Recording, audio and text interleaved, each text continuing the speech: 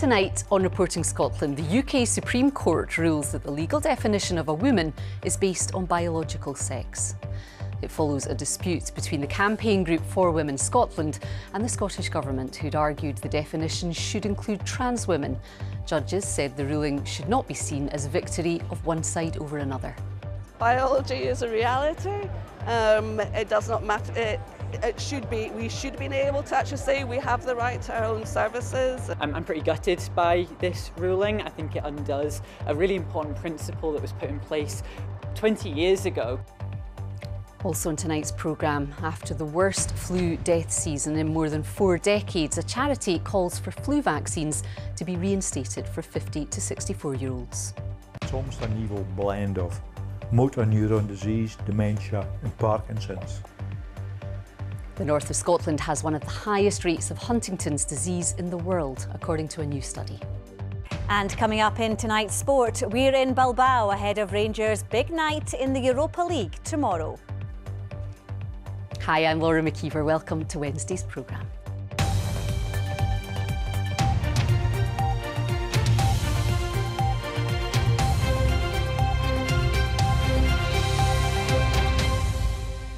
It's a landmark case in a long-running debate. The UK Supreme Court has ruled that the legal definition of a woman is based on biological sex. It follows a dispute between the Scottish Government and the campaign group For Women Scotland around the interpretation of the UK Equality Act. The Scottish Government had argued the definition should include trans women with a gender recognition certificate. But For Women Scotland argued it should only apply to people who are born female. Our political correspondent Phil Sim is at the Supreme Court for us this evening. Phil, a significant moment. Yes, it's been a years-long legal debate which has gone from Holyrood to the highest court in the land, and we've ended up with a very clear, unambiguous verdict. There were wild celebrations from the women's groups who gathered here at the Supreme Court to see the verdict read, and who frankly were stunned to see it go so comprehensively in their favour. There are still plastic champagne flutes blowing around on the pavement out here. But the gender debate has been so controversial because there are groups on both sides who feel that their very identity is under question, and trans groups have said that they are deeply concerned by the verdict. Here's my report from a historic day at the Supreme Court. For women's rights are human rights. How should women be defined in the Equality Act? Campaigners like these say sex is a biological fact. Scottish ministers argued that it can change via the gender recognition process. Today, judges were unambiguous. The unanimous decision of this court is that the terms woman and sex in the Equality Act 2010 refer to a biological woman and biological sex. Judges said the result isn't a triumph for one group in society over another, but there were jubilant scenes outside the court. For Women Scotland say they've been vindicated. I'm overjoyed, ecstatic, and it's been fabulous to actually hear. I could hear and feel the energy of the women behind me. We genuinely had no idea which direction this was going to go. We should never have been in this place. Biology is a reality. It does not matter. We should be able to actually say we have the right to our own services and facilities. The judges were clear that there are still protections for trans people against discrimination and harassment in the Equality Act. Trans rights. But trans groups say it undermines the way the gender recognition process has worked. I'm pretty gutted by this ruling. I think it undoes a really important principle that was put in place 20 years ago that determined that if you obtain a gender recognition certificate, then you are, for almost all purposes in law, considered to be your acquired gender. What does this mean in real life? For those running single-sex spaces and services, from hospital wards to prisons to refuges, it means they can continue to exclude everyone who's not a woman if it's shown to be proportionate and legitimate to do so. The watchdog which oversees the Equality Act is to issue revised guidance to help, but they too say that everyone is protected. It is a very narrow in the sense that it only impacts people who held or hold a gender recognition certificate. It doesn't impact on the many trans people who are far and away the majority who don't hold a gender recognition certificate. After a 6-year battle culminating at the highest court in the land, this case has completed its journey through the legal arena and can now move back into the political one. The UK government welcomed the judgment as giving clarity to women and to service providers. Scottish ministers were on the losing side, but also say they accept the result. But it is important to recognise that the highest court in the land, the Supreme Court, has now made a judgment that brings clarity to what I think could have been described as an inconsistency between the 2004 Gender Recognition Act and the 2010 Equality Act. That now being clear will mean a new set of guidance that will need to be followed by public bodies. It's important that that is done at pace. It's been a contentious debate, one where groups feel their very identity is at stake. The hope is that legal clarity can help to move things forward for all concerned. Phil Sim, reporting Scotland. Well, let's get more on this now with our political correspondent Lindsay Bewes. Lindsay, what impact could this have?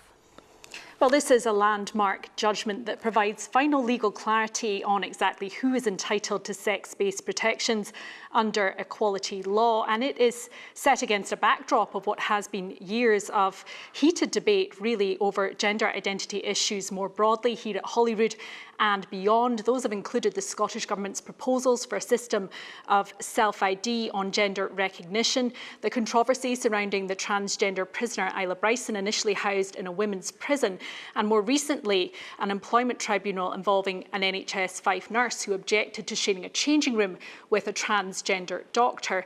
Now, this ruling doesn't provide all the answers when it comes to balancing the rights of women and trans people more broadly in day-to-day life. It doesn't, for example, settle that NHS Fife dispute. It doesn't impose a blanket ban on trans women from accessing women's spaces. There is still a judgment call to be made there by those who are running single-sex spaces and services, and many organisations and businesses will be looking at this judgment and digesting it and trying to figure out what it means in practice.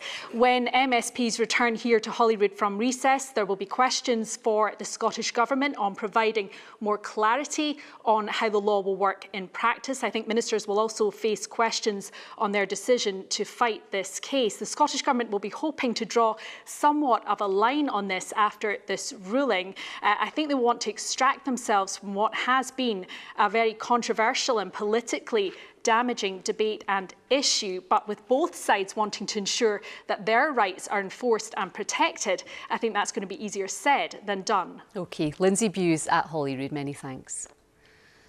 As we heard there, this ruling is potentially significant across many different areas, and one of them is sport. Our sports news correspondent Chris McLaughlin is here with us. Chris, what could the implications be then? Well, Laura, part of the judgment deals specifically with sport, part of it saying that sport should not discriminate or exclude. But like Lindsay was saying there, I think there's a lot of wait and see issues here. Now, in terms of elite and competitive sport, there are transgender policies already in place. Athletics, for example, says that no athlete can compete in women's categories if they've gone through male puberty. Scottish football, it's all about testosterone levels. There's nothing to suggest at the moment that today's ruling will lead to a widespread review of transgender policies in sport. But I did speak to one governing body who wished to remain nameless, who said, this ruling will help us accelerate and clarify our rules further. So take from that what you will. Where it's less clear is how this will affect grassroots. There are no hard and fast rules with regard to grassroots football and transgender policies. Much of this, I think, will be on a case-by-case basis, but there are obvious issues in terms of facilities, changing rooms, etc. Now, earlier I spoke to Sharon Davies, who has been campaigning to protect women's sport, and to Blair Hamilton, who's a Scottish transgender footballer. It's been 10 years since I've been battling for fair sport for women against, this absurdity that biological reality doesn't exist and it doesn't affect something like sport. So it's been a very good day. I'm more concerned about obviously the trans community and obviously supporting them at the moment in this. Again, I'm not sure it is the victory that they're all claiming it to be. As I said, I don't think in terms of sport much has changed with this ruling.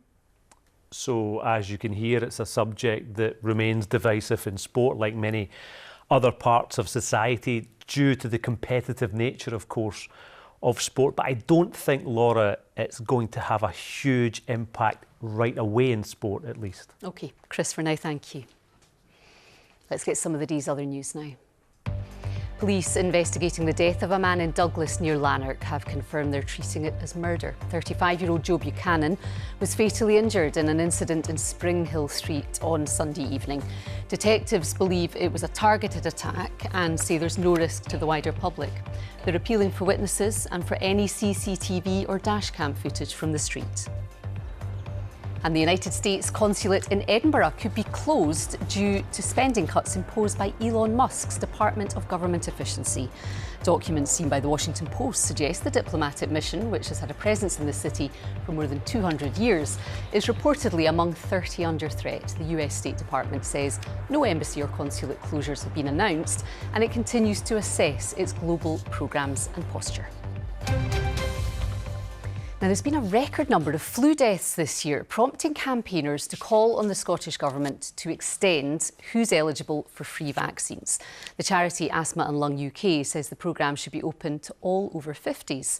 National Records of Scotland data shows flu was the underlying cause in 463 deaths up to the start of April. In the same period last year, there were 240. Our health correspondent Lisa Summers joins us now. Lisa, what do we know then about this rise?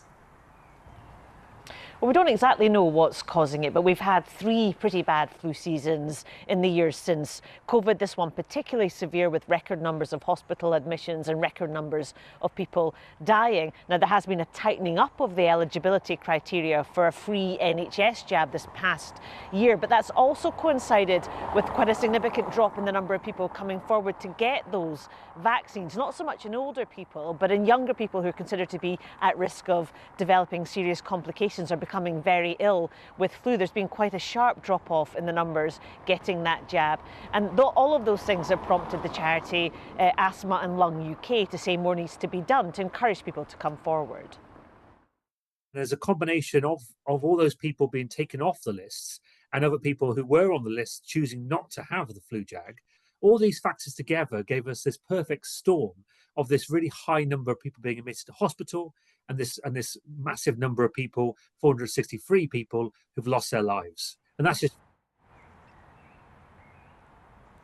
Now, every year, a group of expert scientists give advice to all of the UK governments on who should be eligible for the jabs. It's the same recommendation they've made this year as last year. Now, the government could go against that, but it's not likely to go against their advice. Separately, however, there have been some concerns raised about the way the vaccine programme has been rolled out. It used to be done quite locally by GPs, but in recent years it's become more centralised, and that's prompted some people to raise concerns that it's more difficult to get appointments or people having to travel further, and that might be one of the reasons why fewer people are coming forward. OK, Lisa Summers, thank you. Huntington's disease is a hereditary disorder that slowly damages the brain, affecting a person's ability to walk, talk, eat and drink. And a new study has found evidence that the north of Scotland has one of the highest rates of Huntington's in the world. It's more than 5 times the estimated global rate at 14.5 per 100,000 people. Here's our science and correspondent Laura Goodwin. Brian Watt always knew there was a possibility he would carry the Huntington's gene. He lost his father and sister to the disease and was tested in 2016. Being in my early 60s, I thought, no, I'm healthy medically. I'll go for the test. And I really did think at the time that it was going to be okay, I was going to be clean, but unfortunately it wasn't. It's almost an evil blend of motor neuron disease, dementia and Parkinson's. Affects you cognitive-wise, physically-wise, emotionally-wise. Huntington's runs in families, and the child of someone affected has a 50-50 chance of inheriting the gene, but not everyone chooses to be tested. How do rates of Huntington's in the north of Scotland compare with rates we see worldwide? So in the rest of the world, about 2.7 per 100,000 people have Huntington's. Here it's 14.5. We think partly the families in the northeast of Scotland have tended to stay here over generations. So if there is more of a condition here, then it will kind of stay here. Now scientists at Aberdeen University have used NHS family records to accurately count the number of people who have the gene in northern Scotland for the first time in over 30 years and have been able to account for those who have not yet been tested. We showed that for every one person that has affected by Huntington's who's had a test, there's 2.2 people in the family who have the gene. The study suggests more than 160 people living in the north of Scotland have the gene but haven't been tested. It's even higher than we thought it was previously. So it's hugely important because it helps health boards and health and social care partnerships, not only in the north of Scotland, but throughout the whole of Scotland, to plan for that and to understand that this is a bigger problem than perhaps they previously perceived. Currently there is no cure or treatment for Huntington's, but the team say knowing how many people in the north of Scotland carry the gene will help to identify those who will benefit should one become available. Laura Goodwin, reporting Scotland. Right, Louise Cowie's here now to tell us what's coming up on tonight's News at 7. What have you got? I am indeed. Well, we speak to a Glasgow woman who lost her son and sister-in-law to suicide and has launched a new campaign. The aim is to get people speaking more about suicide in a bid to save lives. And we have a chat with one of the world's top climate experts to see what, if any, progress has been made since COP26 in Glasgow. And how do you fancy rowing across the Pacific? Well, I couldn't, so I'll say no. You say no. Well, good news is 3 Edinburgh brothers are doing just that for us, and we catch up with them mid-row. They are amazing. I can't wait to hear that. Louise, Indeed. We'll see you Join me at at 7. 7. Thank you. Next tonight, the high death toll among motorcyclists on our roads has been revealed in figures from Police Scotland. There were 269 fatalities over an almost 9-year period, meaning motorcyclists made up 18% of all road deaths. A new awareness campaign's been launched to try to reduce that number. Here's Hope Webb. It's been nearly 2 years since 35-year-old Ross Dominic was killed in a motorcycle crash near Glencoe. Just last month, a Spanish tourist was convicted of causing his death by dangerous driving on the A82. That accident left a gaping hole in Ross's family, and his dad Ian is left with just memories of his only son. He's a very fun-loving person. He would help anybody to do anything. He always had a smile. Just a huge part of my life is gone. It's unfair. So unfair. Ross's death is just one of 269 motorcyclists who lost their lives on Scotland's roads between 2015 and 2024. That's according to new analysis carried out by Police Scotland and Transport Scotland. The statistics showed that 18% of all fatal road accidents involved a motorcyclist, despite them counting for less than 1% of road users. The really good weather draws people out onto the roads in Scotland. These areas predominantly are national speed limit sections of roads where the speed limits are slightly higher. There's not a lot of built up areas on those types of roads also, and we're just asking everybody to do it safely. Figures show the highest number of deaths occurred in the Highlands, followed by Argyll and Bute and the Scottish borders. But Ian is keen that Ross's legacy is one of safety, so others don't suffer in the same way. When you read the news and the media and all these statistics, these are real people. They're not just made up. They're not characters out of a book or in a drama that they act a part and they go up and they go and play their next role. They're real, but they're not coming back. They're just not coming back. And you've got to understand that. Dominic there, ending that report by Hope Webb. OK, time to get tonight's sport now. Sheila's here and you're heading abroad. Well, I'm not. I wish I was. Paul Barnes is there, yes. It's a big week ahead. Hello there. Rangers have arrived in Bilbao ahead of their Europa League quarter-final showdown against Athletic Club. After last week's goalless draw at Ibrox, Barry Ferguson's side are looking for another big performance to book their place in the semi-finals. Well, Paul Barnes is there in Bilbao for us this evening. And Paul, you've just been hearing from the Rangers camp. Yes, welcome to the Basque Country, the latest stop on Rangers' Europa League travels, and some positive news on the injury front because Bailey Rice, Václav Černý and Ridvan Yilmaz are all available to play tomorrow night, with John Souttar and Mohamed Diamonde returning from suspension. Now, Athletic Bilbao are favourites to progress to the last four, and Rangers' domestic form has been patchy at best, but only a fool would write off their chances of reaching the semi-finals. The Rangers head coach Barry Ferguson Ferguson has been speaking to the media in the last hour or so. Let's hear what he had to say. Look, you want to play, there's no doubt, but the days are well over for me. And the next best thing is being a manager. I never thought this opportunity would have happened. As I said, I'm loving every single minute of it. It's a bit different from what I'm used to, but I'm really enjoying my time, and I'm looking forward to it. I said to my players, you've got to look forward to these occasions, you've got to embrace these occasions, and that's certainly something that I'm hopeful they'll do, and I'm going to do the same. Well, Athletic Bilbao were pretty disappointed to leave Glasgow without a win last week, but they're a formidable force here at their home ground, San Mamés, and they'll be backed by 50,000 passionate supporters who are just part of the reason that this is a club like no other, as I've been finding out. In Bilbao, football is more than just a sport. You only have to ask the locals. Atletico is a religion. I don't like the football very much, but I like Athletic. It's something very special. I think that it's not comparable to other football teams. It's something that unites people.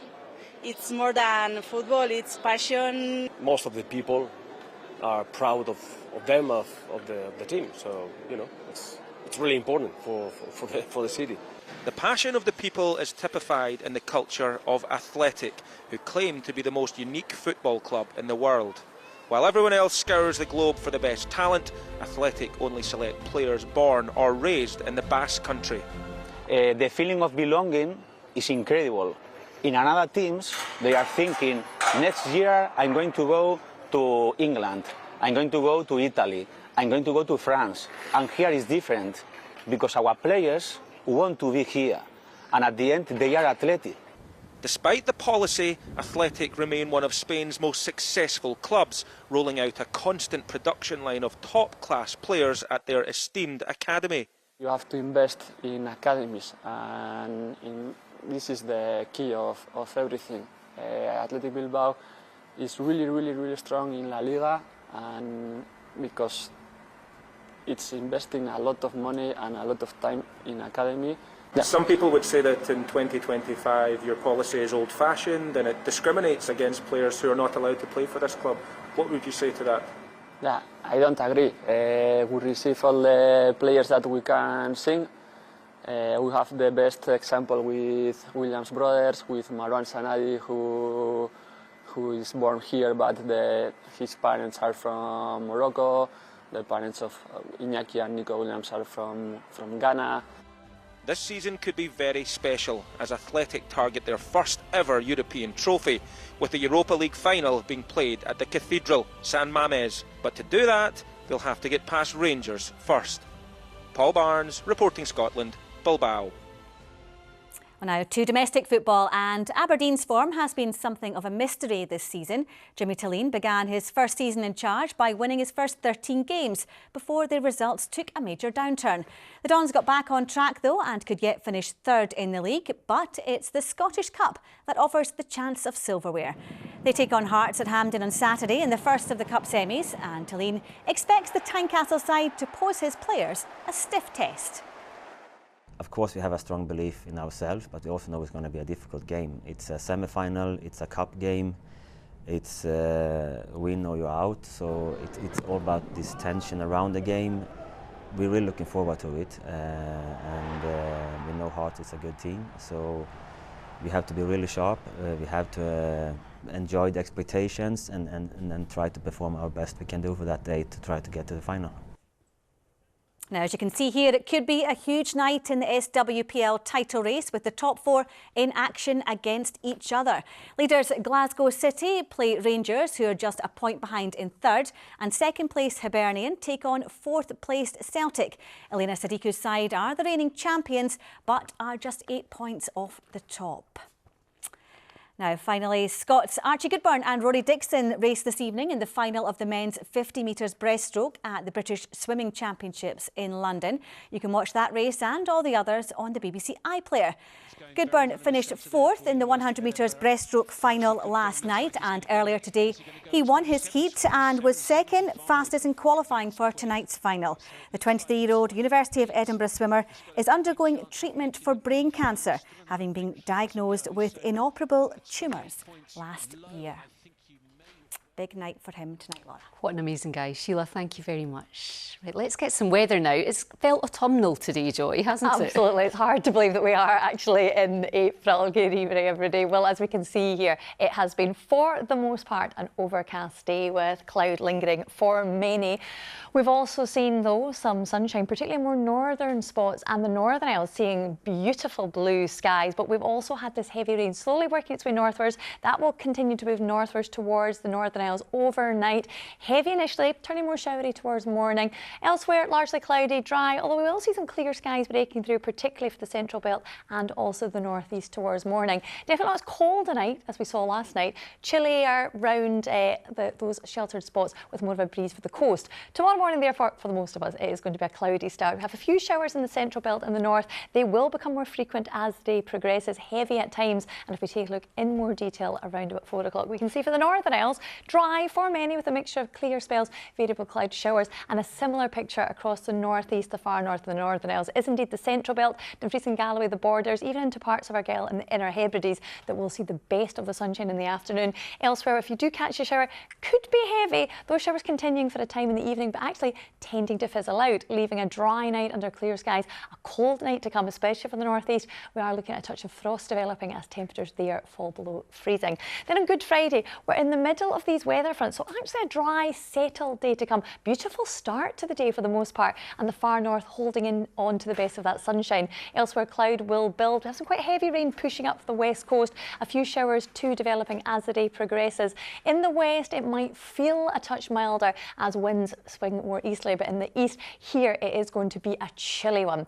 Moving on, therefore, Friday night, another dry night to come under clear skies, and still a settled picture as we move into Saturday. We're looking at a mixture of cloud, some sunshine, an improving picture, particularly towards afternoon and evening. Plenty of sunshine developing. In the west, definitely feeling more milder as temperatures peak at 14 or 15 Celsius. Still on the cool side, however, in the east, particularly along the coast with that sea breeze. That's your forecast. Joy, thank you very much. Right, tonight's main news again.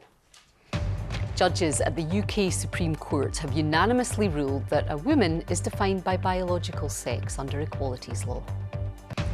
And a charity is calling on the Scottish Government to reinstate free flu vaccines for 50 to 64-year-olds after a record number of flu-related deaths. That's all from us for now. Anne McAlpine will be here with your late news around 10:30 tonight. Until then, enjoy your evening. Bye from all of us.